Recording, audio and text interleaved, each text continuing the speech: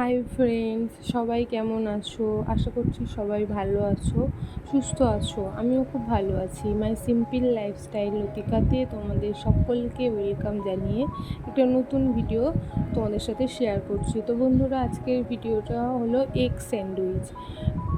তো বন্ধুরা, এই রেসিপিটা কেমন লাগলো তোমরা আমাকে কমেন্ট বক্সে লিখে জানিও। আর যদি ভালো লাগে তাহলে একটা লাইক কমেন্ট শেয়ার করে দিও। আমার চ্যানেলে নতুন হলে আমার চ্যানেলটিকে সাবস্ক্রাইব করে প্লিজ বন্ধুরা তোমরা আমার পাশে থেকো। তো বন্ধুরা, তোমরা দেখতেই পেলে আমি এখানে প্রথমে ডিম আর আলুটা সিদ্ধ করে নিয়েছি। এখানে আমি দুটো ডিম আর দুটো বড় সাইজের আলু নিয়েছিলাম, ওইটা আমি সিদ্ধ করে নিয়েছি।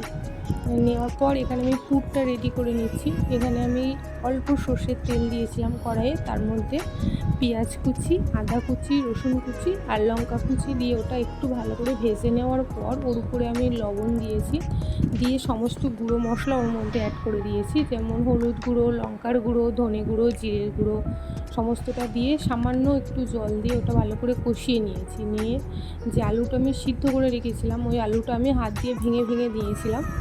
ভাঙা আলুটা ওর মধ্যে দিয়ে আমি ওইটাকে ভালো করে নাড়িয়ে চাড়িয়ে নিয়েছি।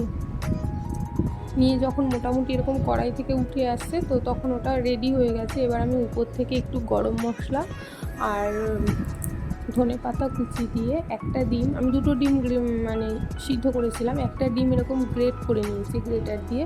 তো ওই গ্রেট করা ডিমটা উপর থেকে নামিয়ে দিয়ে ভালো করে এর মধ্যে মিশিয়ে নিয়ে রেখে দেবো।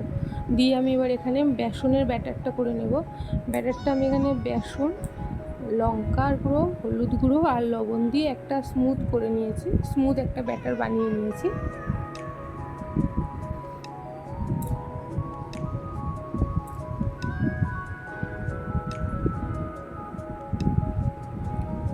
এই যে বন্ধুরা, এটা এরকম একটা স্মুথ করে নিয়েছি।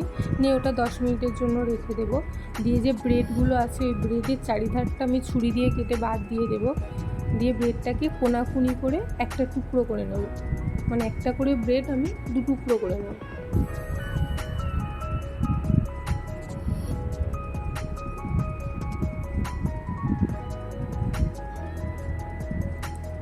তো বন্ধুরা, এবার আমি ব্রেডটার উপরে একটু জল হাত বুলিয়ে নিয়েছি, নাহলে আলুটা ওর মধ্যে লাগবে না আর কি, ওটা পড়ে যাবে। ওই জন্য হালকা করে একটু হালকা হাতে জল ওর মধ্যে বুলিয়ে নিয়ে ব্রেডের উপরে আলুটা রেখে তার উপরে ওই যে স্লাইস করা যে ডিমটা রেখেছিলাম বন্ধুরা, আমি বললাম ওই ডিমটার উপরে একটু গোলমরিচ ছড়িয়ে দিয়েছিলাম। তো ওই ডিমটা দিয়ে আর একটা ব্রেড দিয়ে ঢেকে আমি রেখে দিয়েছি।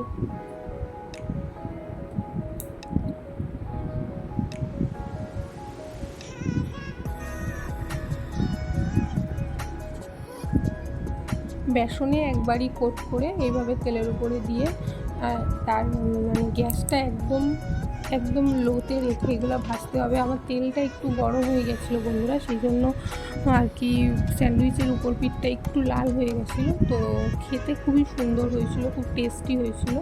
আশা করছি তোমাদেরও ভালো লাগবে। তোমরা একবার হলেও বাড়িতে ট্রাই করো, আর কেমন লাগলো আমাকে কমেন্ট বক্সে লিখে জানিও। আর যদি ভালো লাগে তাহলে একটা লাইক কমেন্ট শেয়ার করে দিও। আর আমার চ্যানেলে নতুন হলে আমার চ্যানেলটিকে প্লিজ বন্ধুরা তোমরা সাবস্ক্রাইব করে আমার পাশে থেকো। সবাই ভালো থেকো, সুস্থ থেকো। Thank you.